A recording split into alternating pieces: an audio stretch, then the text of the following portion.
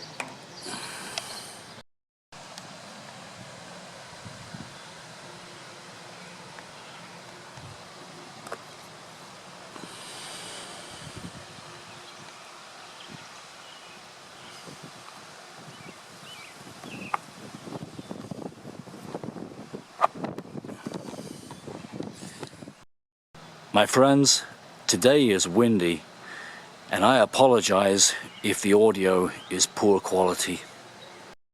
So what's going on, my friends? Well, I've just installed an electric winch onto my triaxle trailer, and now I want to use it to junk this Honda Passport. I've seen many trailers equipped with electric winches, and they all seem to have an untidy battery kicking around somewhere near the front of the trailer. And I did not want that solution. It's messy, and moreover, once the battery is discharged, the winch is inoperative. I've even seen people carry a couple of batteries on the trailer so that when the primary battery is discharged, they can install a secondary battery. What a nuisance. This is a battery-less installation. There's no battery on this trailer.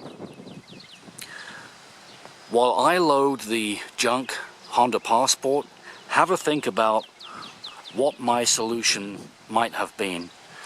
How did I install an operational winch without using trailer batteries?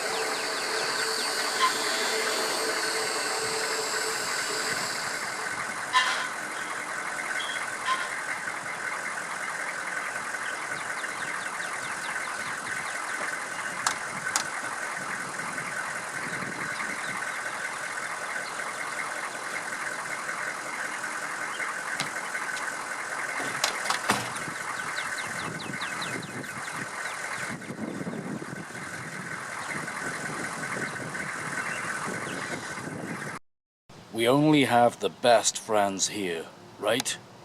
So I know you already worked out the principles. Nevertheless, permit me to show you the details. The positive and negative cables from the winch lead to a heavy-duty connector. This style of connector is typically used for charging the batteries of electric forklifts.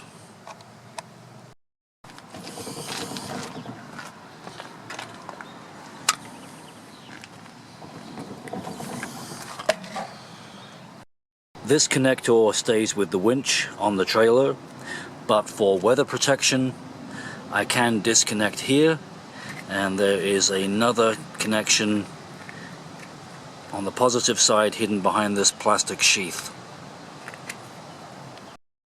The mating connector, which is actually identical, is attached permanently to the Chevrolet Suburban tow vehicle.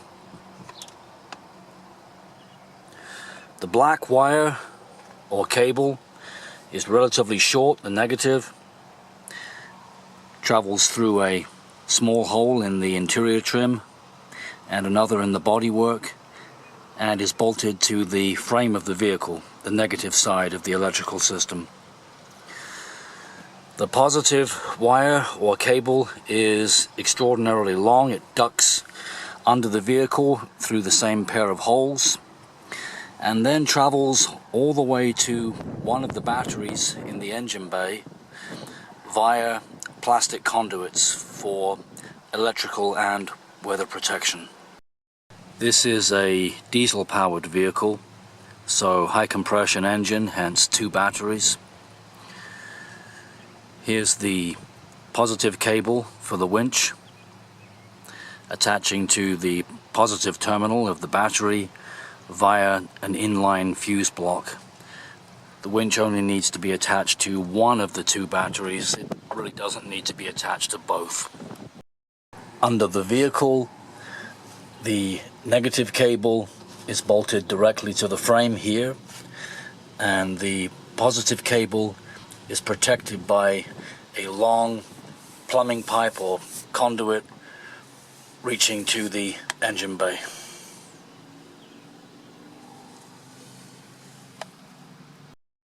Obviously, the winch can be operated whether or not the Suburban's engine is running, but it's a lot better to leave it running because that way the alternator is charging the 2 batteries and keeping the electrical system topped up.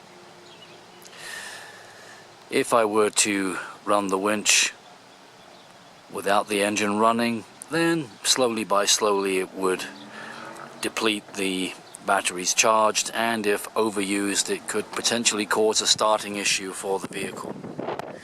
And really that was half the reason for not installing batteries on the trailer. We didn't want a discharge issue. So while we're here, let's take a look at the tower system that I've constructed. So the base plate with the lower 2 towers is welded to the trailer. That's super strong. The trailer frame would break before that base plate was torn off. And then we have a secondary tower which is bolted to the lower tower or base plate, and finally the winch itself is bolted to the secondary tower plate.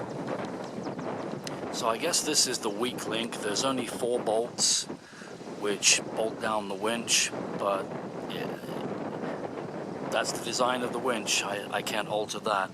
I have 6 much larger bolts attaching the upper tower to the lower tower or base plate. It's all super strong.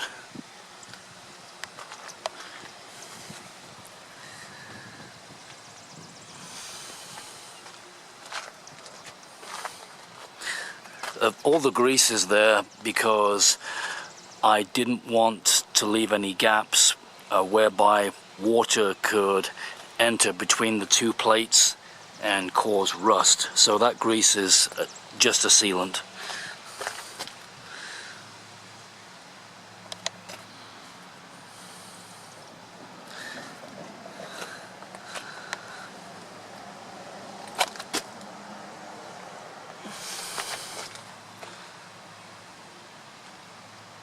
I purchased an aftermarket weather cover. It's generic, not specific for this winch.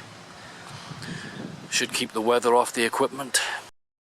I wanted to try this new artificial winch wire or cable.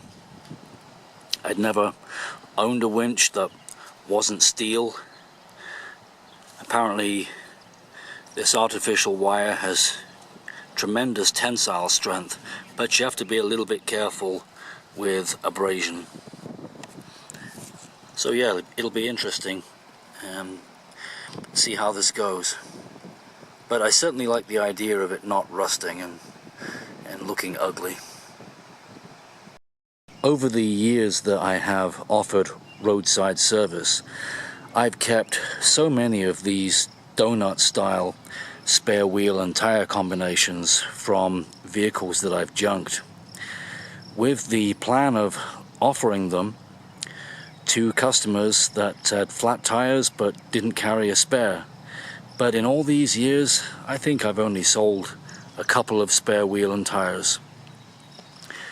It's time to free myself of this nonsense, and amongst a bunch of other scrap metal, I've loaded the passport here with a dozen of the donut spare wheel and tires.